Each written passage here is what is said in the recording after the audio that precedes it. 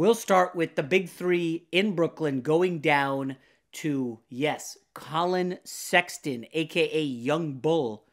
He had 42 points. At one stretch, he had 20 straight points. And, I didn't watch it live, but I'm watching the highlights, and it's like, okay, who's going to be the stopper when they have to face Colin Sexton? And it's like, Kyrie can't. He's not a lockdown guy. James Harden is capable in the post because he's kind of burly and barrel-chested. But Colin Sexton was just torching him from deep. And then you look at the box score and you're like, wait a minute. Everybody on the Cavs is torching the Nets. I mean, everybody got a turn. They were 20 for 40 on three-pointers. And I know the narrative today is going to be, well, like, look, they don't play any defense. They lost in overtime. They gave up 147 to a non-playoff team in the Cavs. I'm like, just take a deep breath. Step away. Let's examine the first game together for Durant, Harden, and Kyrie. Well, there is a little history of big threes struggling in their first game. Why don't we take a look back to LeBron's big three when they started out in Miami? And wouldn't you know it, they lost their first game. 88-80. 80 points for the big three. It was one of those games where they're overpassing. They want to overshare so nobody looks like they're the ball hog. They had 15 turnovers, Bosh, Wade, and LeBron, in a loss. And wouldn't you know it, Kyrie, Kevin Durant, and Harden looked a little, clunky there in their first game. Like, shocker, with a coach who's never coached in the NBA before as a head coach, and Steve Nash. At one point, okay, Cavs offensively had 11 of 13 shots made, and they were uncontested, a.k.a. ain't nobody playing defense for the Brooklyn Nets. Now, we know Kevin Durant is a good defender. He's a good defender, yeah, when he's got Klay Thompson and Draymond Green with him, okay? Durant had a great game, 38, 12, 8 assists, 4 blocks. He was good. Kyrie, 28 shots, 37 points. Your point guard has 3 assists, but okay. And then there's James Harden, who looked like a guy who was taking a back seat to guys who were already there. He was like, oh, I'm not going to step on any toes here. James Harden played 51 minutes, more than Kyrie, more than Durant, and took 14 shots. Kyrie Irving took double the amount of shots of James Harden. Okay? Harden's going to look at the box score and be like, okay, we'll figure this out. He had 21, 12, and 10 boards, trip dub for James Harden. Thank you for our fantasy team. But again, the lack of bench depth is going to be a problem pretty quickly for this team. Basically their bench contributed 10 points and made, I think, 4 of 24 shots. They trotted out a kid named Reggie Perry for 11 minutes. TLC, I'm not even going to try to say his name, 0 for 6. Joe Harris, 2 for 10. This team needs some help, folks. And it's one game, I'm not overreacting. But, the Cleveland Cavaliers shoot 51% from the field. 50% on threes. That's absurd. Obviously, the Nets are going to figure it out. I'm not overreacting. I know Rob G is over there cackling with glee about Kyrie Irving's team going down. By the way, before Rob G fires off, I do want to say I got some very kind notes from people who like the kind of offbeat podcast that we gave you on Wednesday. A little different look for Kyrie. At any rate, Rob G, I am curious as to how much laughter you had as Jarrett Allen in a revenge game. 12 points, 11 boards, 4 blocks. And the Cavs beat the Nets. I did not have as much fun as you might have thought, only because I did pick the Nets to make the NBA Finals. That was before the James Harden trade. So I was a little conflicted because on one hand, just like you mentioned, there were flashes where you saw how great they could be. I mean, it took them almost an entire first 3 quarters while they were kind of figuring it out because there was a lot of standing around, a lot of isolation. None of the guys really playing together, at least the 3 of them. It was always, one guy in the corner and one guy at the top of the key. And then that's kind of what they're doing. But in that fourth quarter, the big 3, Kyrie, KD, James Harden, combined for 28 points. So that gives you a glimpse into what's going to happen. Maybe not 2 weeks from now, but 3, 4, 5 weeks from now. I think you're going to see that more often. The bigger story, though, that song by the Beastie Boys, "No Sleep Till Brooklyn"? Yeah. They got a new song in Brooklyn now. It goes, "No D in Brooklyn." I mean, Okay, it was comedian. embarrassing watching them play. I mean, 64 points in the paint to Cleveland, and they didn't even get the full Sexland backcourt.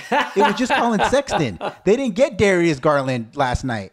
So I'm sure they're going to make a move, maybe like a JaVale McGee buyout, just to get any kind of height on that roster. But DeAndre Jordan being the only big man is just not going to work out for them. Right. Especially, later in the season when they got to go through, Giannis and Embiid, and that's before you even get to AD and LeBron in the finals. But DeAndre Jordan only played 24 minutes in a double overtime game. So that tells you that they know, number one, we only got one big guy. Number two, he's not a very good big guy. So at the very minimum, we got to at least get 2 more versions of him. It was almost exactly like what you said with the Heat Big Three.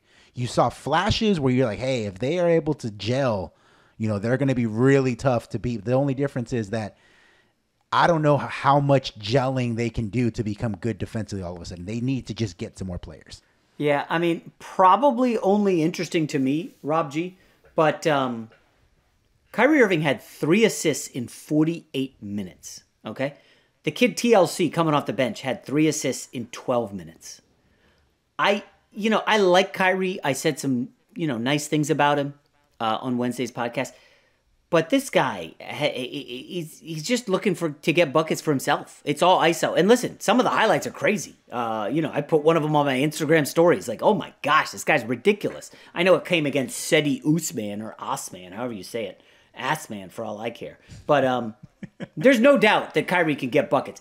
I just want to quickly say, I know the Nets are the biggest story, Rob G. I get that. The biggest story in sports right now, even though Pat Mahomes did practice. We'll get to that shortly. Can I say something about Luka Doncic? The Mavs have kind of labored through the beginning of the season, right? They're 7-7 after a win. They're tinkering with starting lineups. It's all about the playoffs. Luka Doncic had 13, 12, and 12. Triple-double. You're like, oh, okay, great, nice. He got a trip-dub. Cool. Russell Westbrook got 1 million of those. So what? Rob G. Luka Doncic, before turning 22 years old, has 30 triple-doubles. Okay? Magic, LeBron, and Oscar combined, before turning 22, had 29 triple-doubles. I almost feel like we're not giving Luka his due. And I know, you got to win in the playoffs. And they got bounced in his first playoff trip, although he was spectacular. It was against the Clippers. But Rob G, are we just so already accustomed to Luka's greatness? When he can have 30 triple-doubles before the age of 22. And what's a triple-double, Jason? Who cares? Russell Westbrook got 1 million of them. Russell Westbrook's a veteran, okay? Luka's not even 22. I'm blown away by this number. I mean, Magic was phenomenal. LeBron was phenomenal out of the gate. Oscar Robertson, I didn't see him. But obviously the numbers were there. Luka's doing more than they did before they turned the age of 22. How do I rectify that with, oh my gosh, look, is he going to be one of the greatest players in NBA history? Because what he's doing already, Rob G, is ridiculous. Oh, no doubt. And what's funny is his jumper hasn't even really come along this season. He's shooting 28% from 3. Oof. And he's still giving you 27, 10, and 9. So that just gives you an idea how good he is. Now, it's funny that you brought up Luka because we didn't even talk about this before the pod. I actually listened to a Bill Simmons podcast on Tuesday. And they mentioned who the best players in the NBA were. And he said LeBron, Giannis, Luka are the clear upper tier. And then from there, there's like a gap. I'm like, wait, like Luka over KD, over Kawhi, over... And then I looked it up on my own. They didn't even finish talking about it in the podcast. They just kind of swept over it. And I saw some of the numbers just like what you brought up. Well, look how many triple doubles he has at this young of an age. Consider the fact that half of their roster had COVID, and they're playing like a hodgepodge of guys this early in the season, and they're still kind of staying afloat. And it's all because of the one constant, Luka Doncic. Right. Like, he has that LeBron James effect on that roster where it's, as long as you have him out there, number one, he's going to put up numbers. Number two, you feel like you got a chance to win, and he's incredible. I do wonder if the 7-7 start, obviously you don't want to get irrational, but at what point does Mark Cuban say, we may need to get some more firepower in here? Now, I don't know what they don't have that much in terms of flexibility cap-wise. It's obviously early, but you got to build around Luka as soon as possible. And now, because you said it, I decided to look it up. Player efficiency rating, Luka 10th in the league so far. Mildly surprising, MVP Nikola Jokic, MVP candidate, I should say, is first.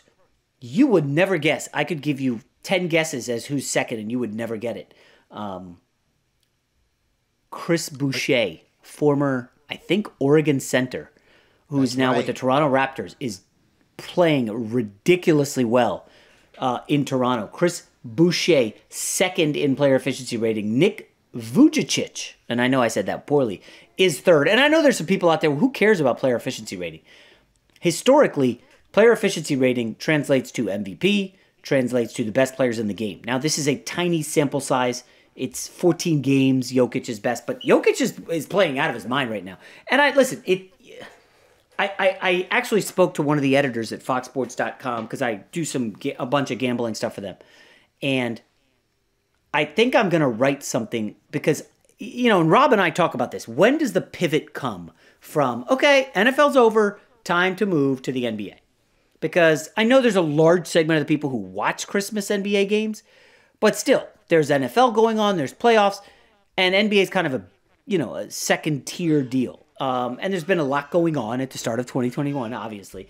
So NBA's kind of been glossed over, but we're approaching, hey guys, wake up!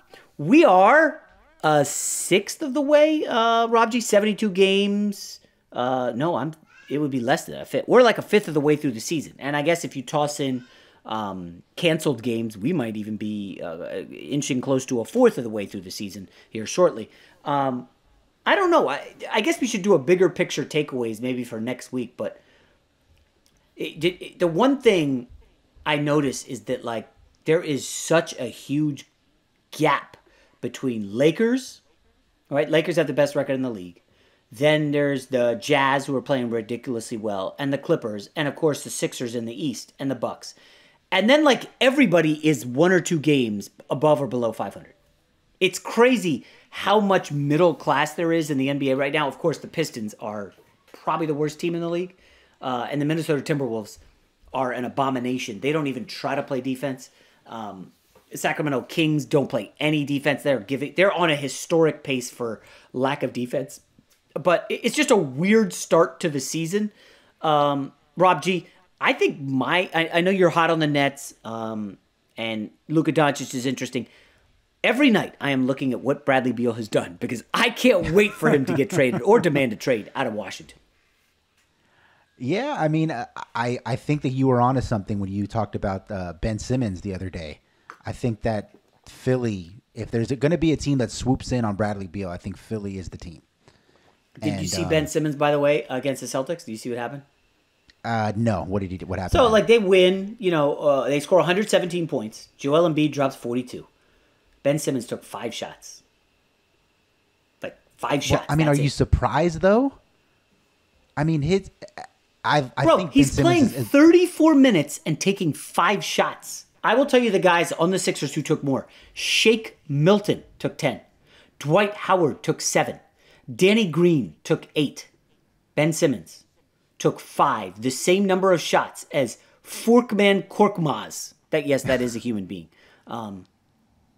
He just doesn't look dialed in. And I only really focus on Ben Simmons, A, because I'm a fan and I know some guys close to him, and B, because I drafted him onto my son's fantasy team. I was like, we got to get Ben Simmons, and he's been a bit of a letdown.